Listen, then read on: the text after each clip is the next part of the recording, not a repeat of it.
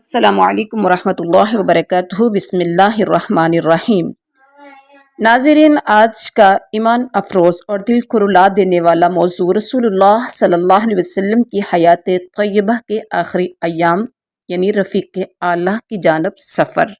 جب رسول اللہ صلی اللہ علیہ وسلم نے رسالت کی تبلیغ فرما لی اور امت کی خیرخواہی کا کام مکمل کر لیا تو آپ صلی اللہ علیہ وسلم کے اقوال و افعال میں دنیا سے رحلت کے آثار نمایاں ہونا شروع ہو گئے۔ آپ صلی اللہ علیہ وسلم نے 10ویں سال رمضان المبارک میں 20 دن اعتکاف فرمایا اور حضرت جبریل نے آپ صلی اللہ علیہ وسلم کو 2 مرتبہ قرآن کا دور کرایا۔ آپ صلی اللہ علیہ وسلم نے اپنی صاحبزادی فاطمہ سے فرمایا، میں سمجھتا ہوں کہ میرا وقت قریب آ چکا ہے۔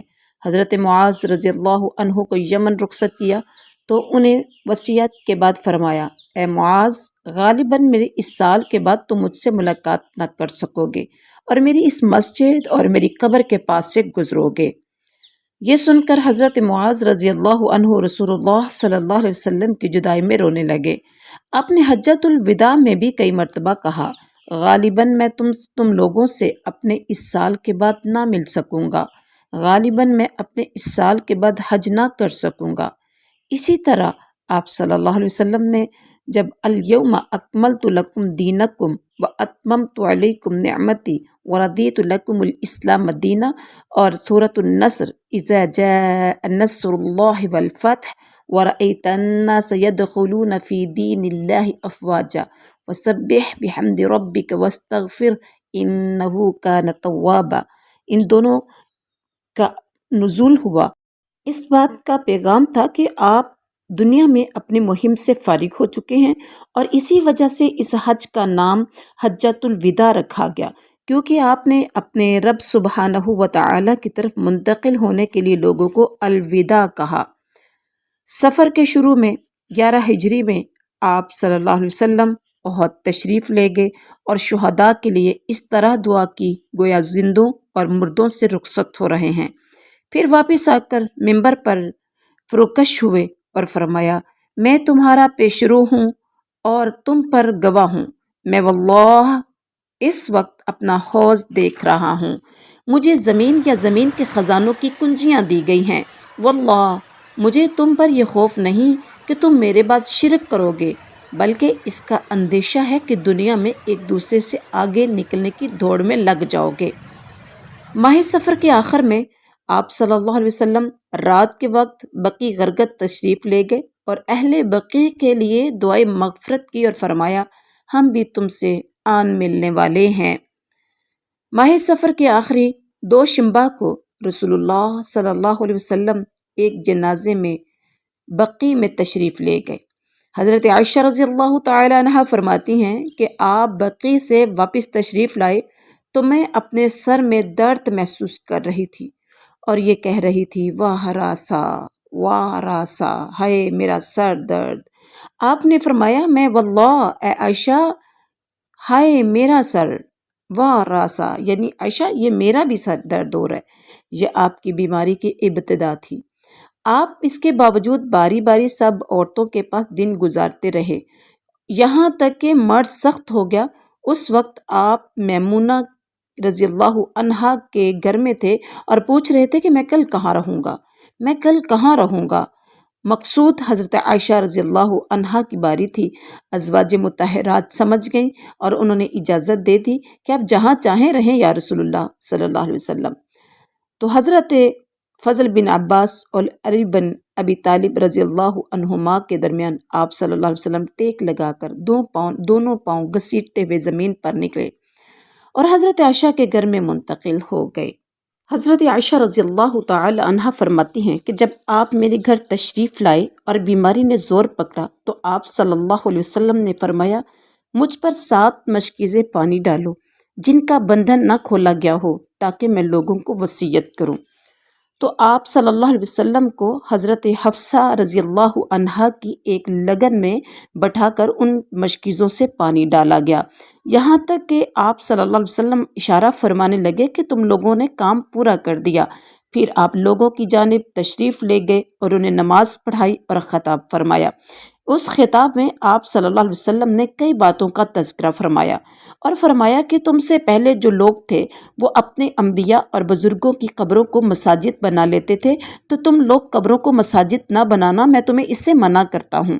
اور فرمایا یہود و نصارہ پر اللہ کی لعنت، انہوں نے اپنے انبیاء کی قبروں کو مساجد بنایا۔ اور مزید یہ بھی فرمایا کہ تم لوگ میری قبر کو بت مت بنانا کہ اس کی پوجا کی جائے۔ پھر آپ صلی اللہ علیہ وسلم نے اپنے آپ کو قصاص کے لیے پیش کیا اور انصار مدینہ کے متعلق خیر کی وصیت فرمائی۔ پھر فرمایا ایک بندے کو اللہ تعالیٰ نے اختیار دیا ہے کہ وہ دنیا کی چمک دھمک اور زیب و زینت میں سے جو چاہے لے لے، یا اللہ کے پاس جو کچھ ہے اسے اختیار کر لے، تو اس بندے نے اللہ کے پاس جو کچھ ہے اسے اختیار کر لیا ہے۔ حضرت ابو سعید خدری رضی اللہ تعالی عنہ فرماتے ہیں کہ یہ سن کر ابو بکر صدیق رضی اللہ تعالی عنہ رونے لگے اور فرمایا ہم اپنے ماں باپ کے ساتھ آپ صلی اللہ علیہ وسلم پر قربان۔ اس پر ہمیں تعجب ہوا۔ لوگوں نے کہا کہ اس بڈھے کو دیکھو، رسول اللہ صلی اللہ علیہ وسلم تو ایک بندے کے بارے میں یہ بتا رہے ہیں کہ اللہ نے اسے اختیار دیا ہے کہ دنیا کی چمک دمک اور زیب و زینت میں سے جو چاہے اسے لے لے، یا وہ اللہ کے پاس جو کچھ ہے اسے اختیار کر لے، اور یہ بڈھا کہہ رہا ہے کہ ہم اپنے ماں باپ کے ساتھ آپ پر قربان۔ لیکن چند دن بعد ہی واضح ہوا کہ جس بندے کو اختیار دیا گیا تھا وہ خود رسول اللہ صلی اللہ علیہ وآلہ وسلم تھے، اور ابو بکر ہم میں سب سے زیادہ صاحب علم تھے۔ وہ اس وقت آپ صلی اللہ علیہ وسلم کے اس اشارے کو سمجھ گئے تھے، اس لیے رونے لگے تھے۔ پھر رسول اللہ صلی اللہ علیہ وسلم نے حضرت ابو بکر رضی اللہ عنہ کی تعریف کی اور ان کے دروازے کے سوا مسجد میں کھلنے والے تمام دروازوں کو بند کر دیا۔ یہ بدھ کے روز کی بات ہے۔ جمعرات کو آپ کی بیماری نے اور شدت اختیار کر لی۔ آپ نے فرمایا لاؤ میں تمہیں ایک تحریر لکھ دوں جس کے بعد کبھی گمراہ نہ ہوگے۔ حضرت عمر رضی اللہ عنہ فرمانے لگے آپ پر اتنی تکلیف کا غلبہ ہے اور بار بار بے ہوش ہو رہے ہیں، ہمارے پاس قرآن موجود ہے، اللہ کی یہ کتاب تمہارے لیے لوگوں کافی ہے۔ اس پر لوگوں میں اختلاف ہو گیا۔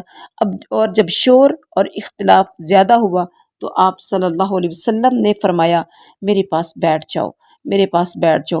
اسی دن آپ صلی اللہ علیہ وسلم نے وصیت کی کہ یہود و نصارہ اور مشرکین کو جزیرۃ العرب سے نکال دیا جائے اور وفود کو اسی طرح نوازا جائے جیسے آپ نوازا کرتے تھے، اور نماز اور غلاموں اور لونڈیوں کے متعلق بھی تاکید فرمائی، اور فرمایا کہ میں تم میں دو چیزیں چھوڑ کر جا رہا ہوں، جب تک انہیں مضبوطی سے پکڑے رہو گے ہرگز گمراہ نہ ہوگے۔